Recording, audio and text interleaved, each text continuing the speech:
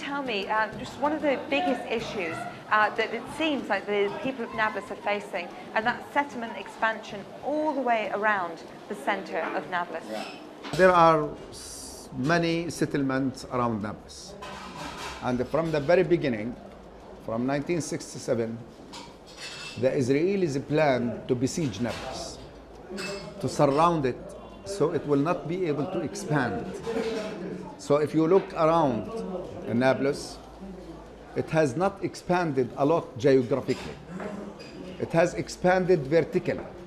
We have so many high buildings here in Nablus because there isn't enough land to expand geographically and horizontally. Why?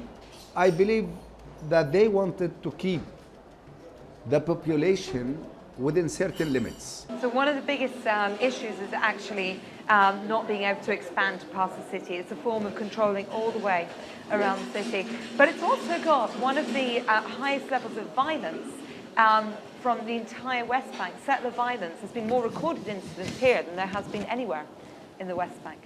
Yeah, not inside the city, yes, but outside the city. Like for instance, in Beit Forik, the settlers always make so many problems for the population. Even at the season of the olives, they make so many problems for the farmers, so they cannot collect the vegetables there.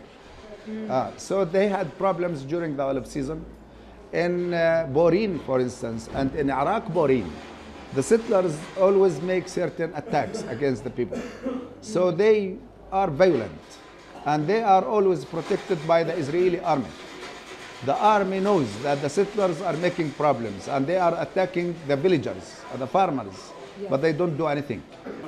Can you tell me, actually, when you say that the Israelis have surrounded the city because they want to keep control of the residents of the city, how has this affected the residents, for example, economically inside the city, not just the villagers?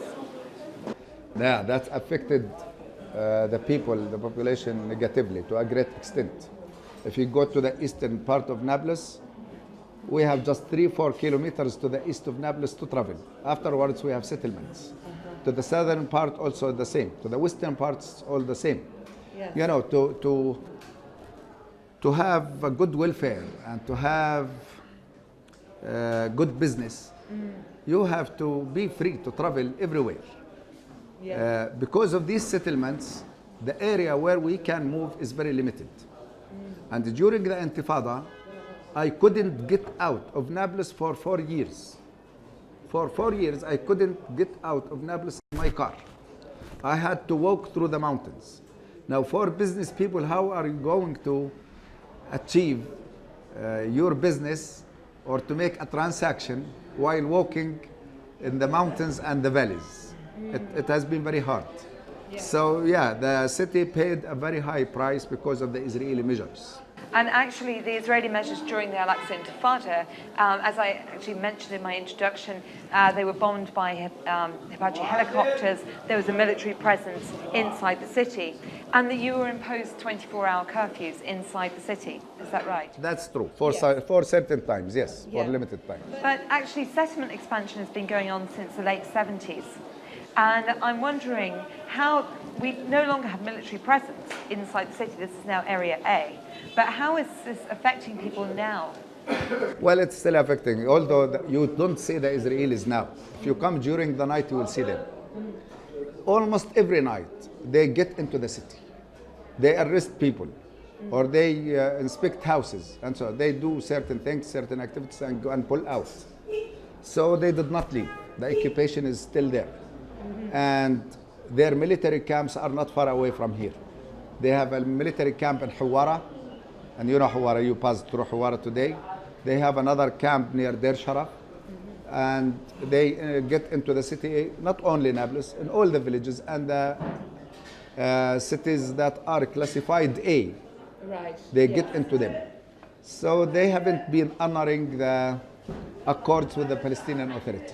What kind of future do you see for Nablus, for Tulkarm, for Jenin, for all of these cities, if the Israeli settlements continue to expand towards cities? I mean, we have 37 outposts, which no doubt will expand into cities. What is the future? Now the Israelis are working hard on Judaizing the West Bank, how to turn the West Bank into a Jewish place. They are expanding their existing settlements, and they are creating business centers out of them. They wanted to make their settlements the business centers. Like, for instance, around 20 kilometers away from here, there is a settlement called Burkan, where there is a huge industry. Around 15,000 Palestinians are working in that compound, industrial compound, which means that Burkan will become the major center where all the Palestinians will be revolving around because they want to make a living. In Ariel, and in Adumim, in Efrat, in Ma'ale Ephraim, and so on, and all of these settlements, Israel is making them industrial centers where the Palestinians can find jobs. If they do so, as they did in Jalil, you know Al-Jalil, it's the northern part of Palestine. Yes. It was almost an Arab or a Palestinian place. Afterwards, the Israelis started with a program to make it a Jewish place. Yes. And they created several cities. Now they are doing the same thing here in the West Bank. So after a few years, if we stay, the Palestinians, in the way we are, this West Bank will become Jewish. The same process that has been going on in Jerusalem. So the future doesn't look bright unless we change our methods and we start to plan in a different way. The frustration of settlement expansion seemed to significantly impact every aspect of Palestinians' lives in Nablus. A Palestinian on the next table explained the daily frustration he faced from settlement expansion and army roadblocks. إسرائيل بتدعي بالسلام وإحنا شعب أعزل بنطالب بالسلام وقعدنا مقابل إنه الأرض مقابل السلام معاهم على الطاولة قيادتنا الفلسطينية. ولما رجع الأخ الرئيس المرحوم الراحل ياسر عرفات كان الاتفاق الأرض مقابل السلام. وإسرائيل من عن زمن الأنبياء كلما عاهدوا عهدا جاء فريق منهم ونبذوا. والحكي للقوي واحنا جماعه عزل من الاخر واحنا بنسعى انه نعيش بسلام اكثر منهم. وبالوقت الحالي اسرائيل بتسعى لصراع يعني اللي هو موضوع المستوطنات. يعني بيجوا على زلمه عايش هو واولاده من وراء عنزات، من وراء مزرعه، من وراء شيء، بهججوه بالخنازير، بهججوه باسم الامن، بقووا المستوطنين، يعني زي المنظر اللي صار بالحرم بالاقصى. هذه الاقصى لكل الديانات واكثر شيء للديانه الاسلاميه لما هن بينتهكوا هاي الحرمات. معناته لا هي دولة ديمقراطية ولا هي دولة عندها شيء لجنتي بس بتعاملوا بمنطق العصابات. Let me just stop you there for a moment. I just want to know, what does this land mean for you? When you say we have no power any longer, okay, are you still willing to fight for the land? Does this land mean enough for you to try to fight for it, even if it means losing everything? وين بدنا نروح؟ أنا بطمح إذا هن بيقولوا عن حالهم دولة ديمقراطية إنه أنا إنسان إذا تعذبت أو انسجنت أو انطخيت من دولة إسرائيل ابني ما يمرش بهذا الحكي، ابني يتعلم ويطلع متعلم ويطلع له وضع بالمجتمع ويعيش حياة كريمة. بدناش إحنا بنعرف إنه مش راح نصل إحنا وياهم إنه ناخذ الأرض منهم. So I'd like to know, first of all, his opinion about settler violence surrounding Nablus. خاصة يوم الجمعة احنا بنواجه اعتداءات شديدة من المستوطنين على طرق سهار بورين عندك ألون موريه. هسا احنا هون في سالم قرية سالم ممنوعين من الأراضي لأن نستصلح الأراضي في قرية سالم. والأسبوع الماضي ذهبنا هناك لاستصلاح الأراضي ومنعونا المستوطنين بمساندة الجيش الإسرائيلي.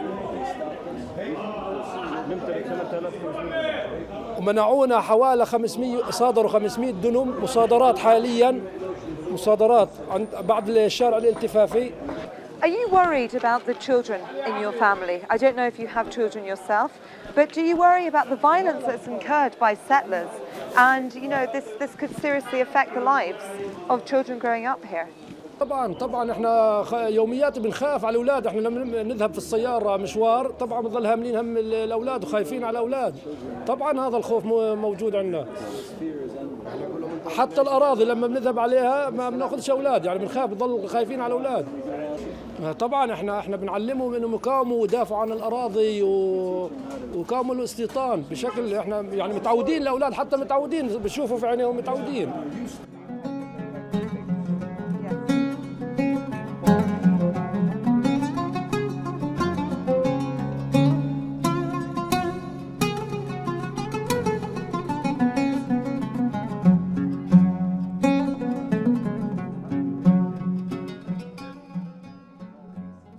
يلا مع Lovely السلامة. to see- سلامات سلامات.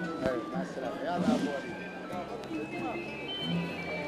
It seems after speaking to the professor and many people inside this ancient city of Nablus that the general status quo is that people are feeling more frustrated with Israeli settlements and policies from Tel Aviv.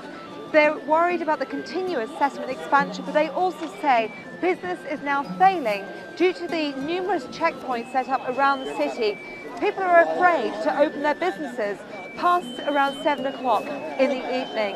So they claim that actually this is becoming a dying city due to the continued settlement expansion strangling their land. Thank you very much for joining us for Coffee in Palestine.